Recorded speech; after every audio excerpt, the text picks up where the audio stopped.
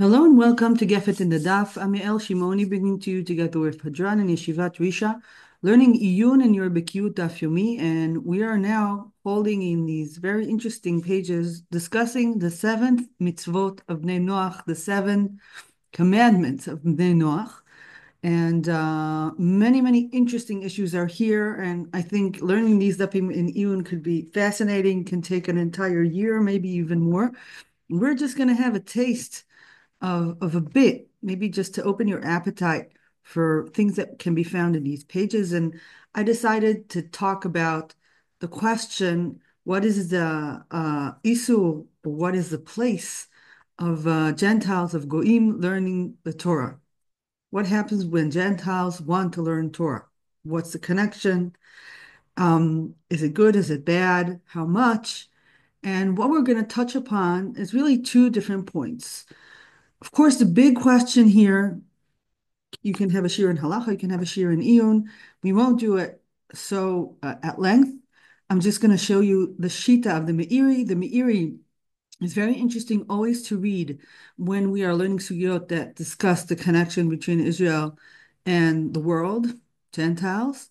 And he has his own special way of reading sugyot. And here he has a special shita, and he reads the sugya in his eyes, and we will read him, Bezrat Hashem, at the end of this year. And I think it's worth waiting for. And we will start in the beginning with a machloket between Rashi and Tosafot that I also think is fascinating, a little bit more complicated, and really the usual thing that we do, Rashi Tosafot. Bezrat Hashem, I hope these two bits, these two ideas in the sugya will help you enjoy it more and maybe open your appetite to learn even more. And those of you who want, I can also try to send you the pim to learn if you find this interesting. So let's begin. We're in Daf Nun Tet Amud Aleph, and here the Gemara, last page finished by Reish Lakish, saying Goy sheshavat chayav mita, a goy who keeps Shabbos it's asur, it's forbidden. And the Gemara discusses his shita. We're not going to go into this. We're moving to what Rabbi Yochanan said. There's a lot to say about that, but we're doing the next Meimra, the Meimra of Rabbi Yochanan. Amar Rabbi Yochanan, נוכרי שעוסק בתורה חייב מיתה, שנאמר, תורה ציווה לנו משה מורשה. לנו מורשה ולא להם. So Rabbi Yochanan says, if you're a Gentile and you're learning Torah, you're chayav mita. It's asur.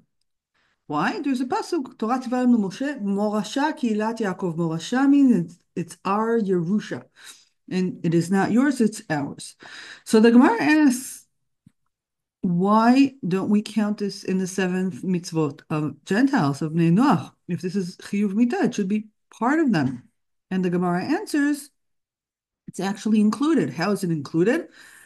בלכשב אגבי שבע מצוות, מאן דאמר מורשה, מגזל גזילה. מאן דאמר מורסה, דינו כנערה מורסה דבסקילה. So the Gemara says something interesting here, that you can read the pasuk in two different ways, and each way will say that this halacha is connected to a different mitzvah of the seventh mitzvot of Bnei Noach. If you say that morasha means the way it's written in Hebrew, morasha is ours, it belongs to us. So if somebody else uses it, it's as if he is stealing from us. It's gazlan. And we know that one of the isurim of Bnei Noach is isur gezel that we learned about. A different way of reading the pasuk is me'orasa. Me'orasa means that it is connected to arayot. The Torah is engaged to us, and anybody else who learns the Torah is breaking the engagement. It's as if he is ba'al ha'na'ara me'orasa, which is chiyuv arayot. Of course, this is a midrash, and what they're saying here is not 100% exact. It's not halacha. It's somewhere in between. But anyway, after stating the Meimar of Rabbi Yochanan and explaining how it is actually included in the seven mitzvot of Bnei Noach, continues the Gemara and asks, Mei tivei, a kushia on Rabbi Yochanan from the Tanaim. Haya Rabbi Meir Omer. Rabbi Meir is a Tana, and therefore Rabbi Yochanan has to say his statement only regarding to him. מנין שאפילו נוכרי ועוסק בתורה שהוא ככהן גדול, שנאמר אשר יעשה אותם האדם וחי בהם. כהנים לוויים בישראל לא נאמר, אלא האדם, ולמדת שאפילו נוכרי ועוסק בתורה, הרי הוא ככהן גדול. Rabbi Meiri says that if a Gentile learns Torah, he is like a Kohen Gadol. That's the toppest honor, the toppest kedusha of Am Yisrael. If a Gentile learns Torah, he reaches that. How do we learn this? From a pasuk in the Torah. It's written in the Torah in Vayikra, פרק י"ח, פסוק ה', ושמרתם את חוקותיי ואת משפטיי אשר יעשה אותם האדם וחי בהם, אני אדוני. So, according to Rabbi Meir, learning Torah is not only that it's not asur, it's the highest honor of a Gentile to do, to learn Torah. It's a great kushi on Rabbi Yochanan. How can he say it's asur and chiyuv mitah if Rabbi Meir says it's the highest thing that any person, man or woman, from the Gentiles can do? So the Gemara gives an answer. Hatam b'sheva mitzvot didhum. The Gemara says both of them are right. Rabbi Yochanan and Rabbi Meir are both right. Rabbi Meir is talking about a Gentile who is learning the mitzvot that belong to him. The dapim that you're learning, the 7th mitzvot of Bnei Noach. If he learns that, what belongs to him, he's on the highest level of Kohen Gadol. But if he learns other areas of the Torah, that is asur and chayav mitah. Okay, so let's break this up. We'll see what's here in the sugya. So 2 things. First, it is permitted for a Gentile to study only the 7th mitzvot of Bnei Noach, only the 7 Noahide laws. And according to Rabbi Meir, he learned this from a pasuk in Vayikra. ושמרתם את חוקותיי ואת משפטיי אשר יעשה אותם האדם וחי בהם. This is a very famous pasuk. We learned from it pikuach nefesh. We'll get to that later in Sanhedrin, but at any rate, Rabbi Meir sees that as the source for the fact that Gentiles do indeed learn Torah, and it is a good thing for them to do, only it has to be Sheva Mitzvot Enoch. That's what we see in the sugya. So we will discuss these 2 points. We'll begin with the learning of the pasuk, and then we will end with the Meiri's Shita and reading the sugya. And let's begin with the Machloket of Rashi and Tosafot about how to read our sugya, the sugya here in Rabbi Meir. So Rashi begins by saying, and I'm reading Dibur Matchil Ha'adam, which is the pasuk that Rabbi Meir learned that Nochri, a Gentile who learned Torah, is like a Kohen Gadol. Says Rashi, Rabbi Meir deleit lei atem kruim adam velo nochrim kruim adam. ורבי שמעון היא, תדריש לה במסכת יבמות. What is Rashi referring to? So let's see the debate between Rashi and Tosafot about Rabbi Meir's proof. Rashi, as we saw, said that you should note that Rabbi Meir here is disputing a different Tanah. There's a Machloket Tanaim about how to read the Torah. What is he referring to? He sent us to the sugya in Yevamot. Let's go to that sugya. The sugya is discussing Tumat Met. Tumat Met, it's written in the Torah, that the Tumah of a Met has a special rule. Usually Tumot, you only become Tameh if you touch the Tumah. But there's a big exception in death. If somebody dies, even if you don't touch him, but you put him inside a house and something is covering above him, anything that's inside the cover, anything that is in the ohel, becomes tameh. Adam ki yamut be'ohel, kol asher yavo el ohel, v'kol asher bo'ohel yitma shiv'at yamim. So here in Yevamot, Rabbi Shimon Bar Yochai has a very interesting shita, and he says, when you read this pasuk again, I'm reading it again slowly. So the Torah Adam ki yamut bo'ohel. The pasuk is talking about Adam, and it sounds as if it's talking about Gentiles and Jews. Adam, humanity. But Rabbi Shimon Bar Yochai learns this pasuk in a different way, and he says, Kivrei ovdei kochavim enam metamim be'ohel. A Gentile who dies does not create tumat oil. How do we know that? Shene'emar, ve'atem tzoni tzon maridi atam atem. Atem kruim adam be'en ovdei hakochavim kruim adam. So according to Rabbi Shimon Bar Yochai, the word in the Torah, Adam, doesn't mean humanity.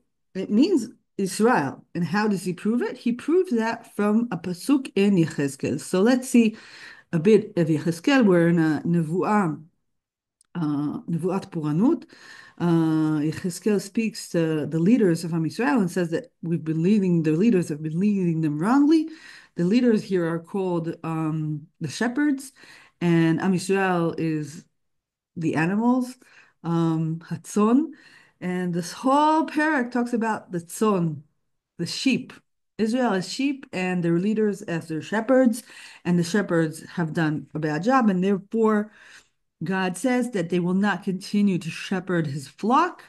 And the last pasuk here in the parak says that God will shepherd us. No longer will these shepherds shepherd us. Ve'atem tzoni, you are my flock. Tzon mariti, adam atem. My flock is human, says the Navi. So here, Rabbi Shimon reads the pasuk and says, Aten tzon mariti, adam atem. You, Israel, are Adam, not humanity. So according to Rashi, it is clear that Rabbi Meir is cholek on Rabbi Shimon Bar Yochai, right? Because in our sugya, Rabbi Meir read a pasuk that said Adam, and he read the word Adam as humanity. And here Rabbi Shimon Bar Yochai is reading a different pasuk in the Torah, the pasuk of Adam ki amut be'oel, and he proves from the Navi that Adam in the Torah does not mean humanity; it means only Am Yisrael. So there's a machloket, according to Rashi, between Rabbi Meir and Rabbi Shimon Bar Yochai. What is the meaning of the word Adam, human, in the Torah? According to Rabbi Shimon Bar Yochai, human means only Jews. And according to Rabbi Meir, human means humanity, the entirety of the world, of course, including Gentiles. That's how Rashi read the sugya. That's what he states about Rabbi Meir.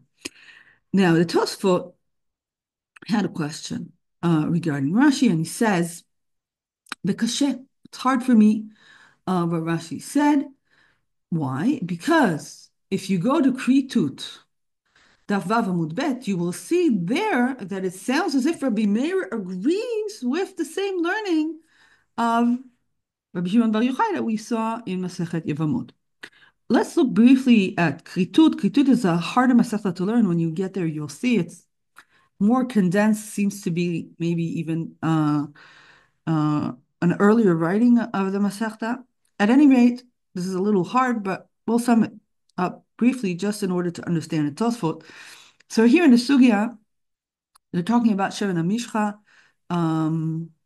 the oil that you put on in the Mishkan, Kohanim Gdolim, and it says in the Torah that you are not allowed to use this oil to put on a human body. It is said in the Torah, Al basar adam lo yisach. So therefore, you can only use this for the utensils in the temple, and you cannot put it on human flesh. It cannot be used as human ointment. And the Tanaim here say that even though it is asur to put this on human body, because it says al basar adam lo yisach, there are things that if you put the oil on them, you're not chayav, even though they're not part of the temple. So let's see the Braita. תנו רבנן, אסך בשבן המשחה, לבהמה ולכלים פטור, לעובדי כוכבים ולמתים פטור. So according to the Brisa, if you put this oil on animals, or if you put them on flock, or if you put them on utensils that are not part of the temple, that's also fine. You're patur. Maybe it's not good, but you're not doing the isur. And also, if you put it on Gentiles or on dead, you're also patur. So the Gemara asks, I understand why to put it on flock and animals is patur, because it says, al basar adam lo yisach. You can't put it on human flesh. And of course, animals and utensils are not flesh. But how about Gentiles and dead? So the Gemara says, a dead person is not Adam anymore. When you die, you are not human. You're dead. It's different things. That's why you're not doing the Isur. But why not Gentiles? Gentiles are human. So the Gemara says, how do we know that if you put it on Gentiles, you're not chayav? Because of the pasuk, dichtiv, v'atem tzoni tzon adam ariti, adam atem kruim adam, ben ovdei kochavim kruim adam. This is mamash a quotation of the Shita of Rabbi Shimon Bar Yochai in the Gemara in Masechet Yevamot. And the sugya continues and gives other answers to this question, but this seems to be the main answer. And the sugya continues and brings another brayta that Rabbi Meiri speaks in that brayta. Tanya ida chasach b'seh ben hamishcha lebema beleklim לעובדי כוכבים ומתים פטור, למלכים וכהנים רבי מאיר מחייב ורבי יהודה פוטר. There's a machloket between Rabbi Meir and Rabbi Yehuda. What happens if you put the Shevan HaMishcha on kings and Kohanim? According to Rabbi Meir, you're chayav, and according to Rabbi Yehuda, you're patur. But it looks from the Brisa that, of course, Rabbi Meir agrees with the law that if you put it on Gentiles, you're patur. And according to the beginning of the sugya, why are you patur when you put it on Gentiles? Because of the pasuk in Yecheskel. So that's the question of Tosafot. How can Rashi say that Rabbi Meir is cholek and Rabbi Shimon Bar Yochai when here in Pritut it sounds as if he agrees with him, according to the sugya of the Gemara? So the Tosafot has 4 answers to this question. We won't do the entirety 4, we'll just do 2. The second answer says there's a toad in the girsa. It's not Rabbi Meir speaking, it's Rabbi Yirmiyah.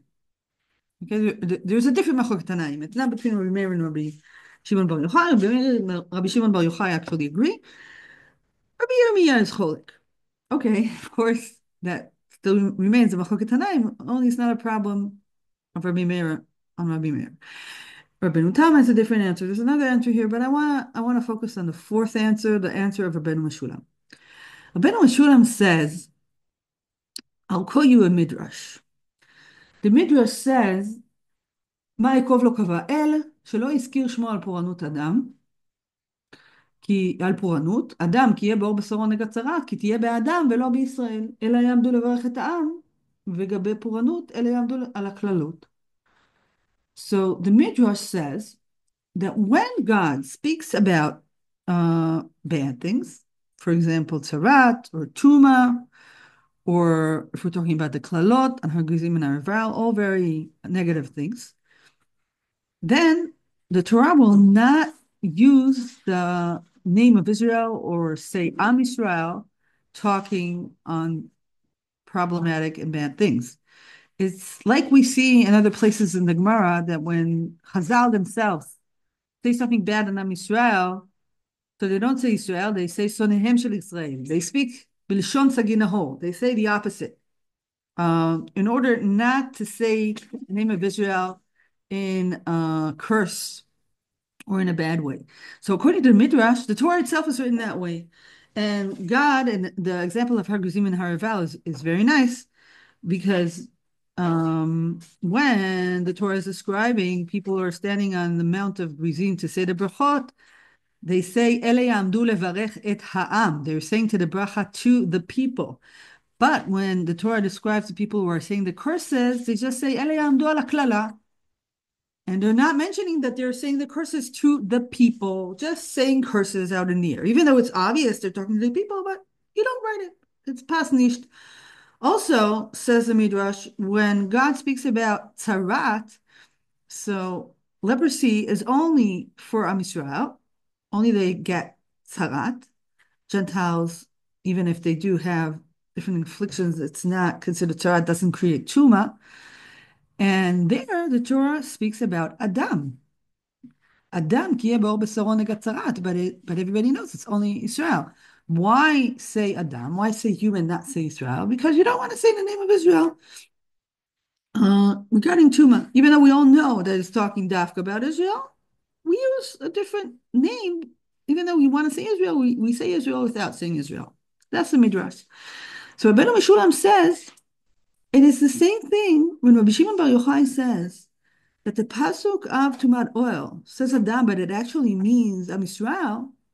It is in proving that from the Nevuah of Yecheskel. You should note that the Nevuah of Yecheskel is a Nevuah of Puranut. It's a Nevuah of a Churban. It's bad. So when you're talking about bad things, you don't say the name of Israel, you say Adam. And here it's a bad thing, it's Sumat Met. So you also say Adam. But of course, these are dinim that belong to Israel. However, if you are talking about good things, when you say Adam, you mean humanity. That's the Shita of Rabbeinu Meshulam. It's a little hard to read here in the Tosafot. If you read the Tosafot Rosh, it helps you clarify because he adds really words that are missing in the Tosafot. So let's read him. ורבנו משולם תרץ לגבי פורענויות, ישראל קרויים אדם לפי שאינו רוצה להזכיר ישראל. As I said, it was unclear in the Tosafot, but here it's much clearer. When God is speaking hard things about Israel, so he doesn't want to use the name Israel, so he uses the name humanity. But he means Israel, but he knows he means Israel. He just doesn't want to use the word. As is proven in the Midrash, says, quotes here, the Rosh, the Midrash that Rabbanit Meshulam brought. אבל אשר יעשה אותם האדם במקום ברכה נאמר, finishes the Tosafot Rosh, ומדלא כתיב ישראל, משמע דאפילו גויים בכלל. So according to Rabbanit Meshulam, when a pasuk describes punishment, it's either won't say the word Israel or won't say anything at all, like what we saw in Hagazim ve'Arevad. And there, the word Adam means Israel. But when the psukim refer to something positive, the word Adam means all of humanity. The pasuk in Yechezkel is a prophecy of doom, and therefore there, the word Adam means Israel. And that's what Rabbi Shimon Bar Yochai quotes. Rabbi Meiri here is quoting a pasuk that talks about B'chai and Torah, and there, the word Adam means the entirety of humanity. There's a machloket between Rabbi Meir and Rabbi Shimon Bar Yochai. They're just teaching us the context of how to read the Torah. So this is a very interesting answer, I think, to this hard sugya in Yevamot that I found for many years disturbing. And this answer of Ben Yeshua, I think, gives a very interesting way to read the two sugya together. So again, I'm summing up. What does the word Adam means? What is the machloket between Rashi and Tosafot? According to Rashi, what is the word Adam? That's a machloket between the Tanaim. Between who? Between Rabbi Meir, who thinks that Adam means humanity, and Rabbi Shimon Bar Yochai, that means Adam is only Am Yisrael. According to Rabbeinu Meshulam, Rabbi Shimon Bar Yochai and Rabbi Meir agree. It's just a different context. Context of something positive. Adam means humanity. When the description of doom or punishment, Adam means Jews. So that's a machloket between Rabbi Rashi and Tosafot, Rabbeinu Meshulam and the Tosafot. If it's a machloket between the Tanaim, or does everybody agree that Adam definitely means humanity when you speak positively? So that's the first limud that we did in the sugya. We did it in our classic way, Gefet Gemara, Rashi, Tosafot. I think a very, very interesting source. And now I want to finish with the Meiri's way of reading the position on the boundaries of the Isur to teach Torah to Gentiles. And I think he has a very interesting shita. Of course, it's only one shita between many, but I think you should know of the Meiri's shita. And let's go through it. So the way we read the sugya is that Bnei Noach cannot learn anything but their 7 laws. But the Meiri says something slightly different. The first part of the Meiri talks about Shabbat. We won't read that. I'm moving to the second part. וכן הדין, אם עסק בתורה, שלא לכוונת קיום עיקרי מצוותיה, אלא שליבו חפץ לידיעת תורתנו ותלמודנו, ראוי להעניש. מפני, okay, why is there a problem? מפני שבני אדם סבורים עליו שהוא משלנו, בתוך שרואים אותו, יודע, ויבואו לטעות אחריו. The Meiri says, the problem with Gentiles learning Torah is that if they learn Torah very well and they really know Torah, people might mistake them for Jews. And then they'll see something strange. A person who knows the Torah well, but then he doesn't go according to Torah law. So people might be mistaken into thinking that the way this person is behaving is the way a Jewish person can behave. And of course, that's not true. He's a Gentile. That's why he's not doing the Torah. It's not because he's not following the Torah. He's fine. But people might not know that. And that can cause big problems because people who are Jews might be mistaken and actually go according to the lifestyle of the Gentile, even though he's not Chayav. They won't know what's happening. And continues Rabbi Meir, because it continues the Meiri, because this is the reason, it means that there are many, many situations which it's fine for a Gentile to learn Torah. מכל מקום, כל שהוא עוסק בעיקרי 7 מצוות פרטיהם ומה שיוצא מהם, אף על פי שרוב גופי תורה נכללים בהם, מכבדים אותו אפילו ככהן גדול, שאין כאן חשש לטעות אחריו, שראה אף הוא בשלו עוסק. So first of all, says the Meiri, if a Gentile is learning his 7 mitzvot, then of course there's no problem. Nobody will make any mistakes. So that's why we give him kavod. And I think we can take the Meiri and say if it's obvious that this person is a Gentile and he's only learning something that is not his mitzvot, again, there won't be any problem. Continues the Meiri and says, בכל שכן, אם חקירתו על דעת לבוא אל תכלית השלמות תורתנו עד שימצאנה שלמה ויחזור ויתגייר, כל שכן, אם עוסק ומקיים עיקרי מצוותיה לשמה אף בשאר החלקים שבה שלא משבע מצוות. So the Meiri says, if somebody is learning the Torah because he might actually become a Jew later, and he's doing it because he's really interested and he's really considering it seriously, of course this is a mutar. And then he can learn the entirety of the Torah. The problem is when somebody is 100% sure that he's continuing to be a Gentile and there might be a mistake. So if we take that away, everything is fine. So this is the Meiri's way of reading the sugya. And he also speaks of a different sugya, Masech Hagiga, Daf Yud Gimel, Rabbi Ami says that you don't give divrei Torah to Gentiles. אמר רבי עמי אין מוסרים דברי תורה לנוכרי, שנאמר לא עשה כן לכל גוי משפטים על ידעו. The Meiri on that sugya says, when you say that you don't give Gentiles Torah, you mean you don't give them the hidden parts of the Torah, the Torah הסוד. אין מוסרים סתרי תורה, אלא לאדם הגון, ואין מוסרים סתרי תורה לגוי, ומי שעובד דלילים, שמאחר שקופט בעיקר, אנחנו מלמדים אותו תורה. So, where does the Meiri get this from? Why is he saying that if there's something written in the Gemara that you don't give Gentile Torah, how come he takes that and says it's only speaking about the Torah of the Sod? Well, that is because of the context. Here in Masechet Hagigah, the beginning of the sugya says, we're talking about the fact that you don't even teach the starim of the Torah, the sodot of the Torah, to any Jew. ולא במרכבה ביחיד, תנא רבי חייא, אבל מוסרים לו ראשי פרקים. אמר רבי זירא, אין מוסרים ראשי פרקים אלא לאב בית דין, ולכל מי שליבו דואג בקרבו. אמר רבי עמי, אין מוסרים סתרי תורה אלא מי שיש בו 5 דברים, שר חמיסין, ונשוא פנים, ביועץ וחכם חרשים, ונבון לחש. ואמר רבי עמי, אין מוסרים דברי תורה לנוכרי.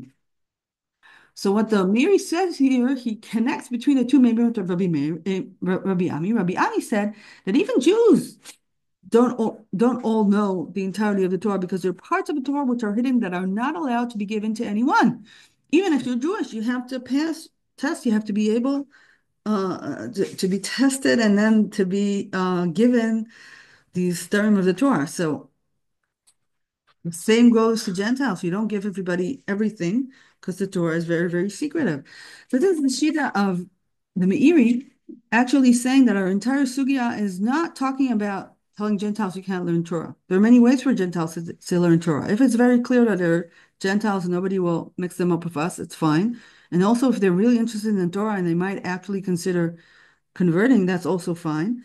And actually what's really not allowed to give them is the starim of the Torah. You have to go through a very long way until they be able to get there like Jews.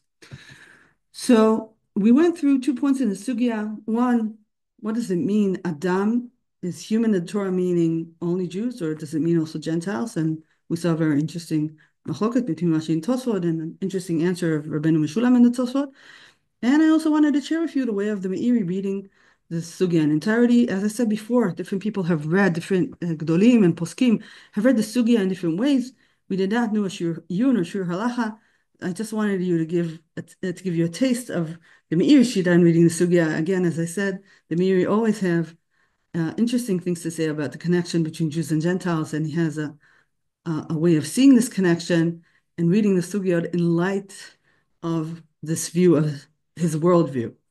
So I hope you've enjoyed the Gefet today. I think our sugyot are super interesting, and I hope you continue enjoying your learning of Masechet Sanhedrin, and we'll meet again soon. Take care.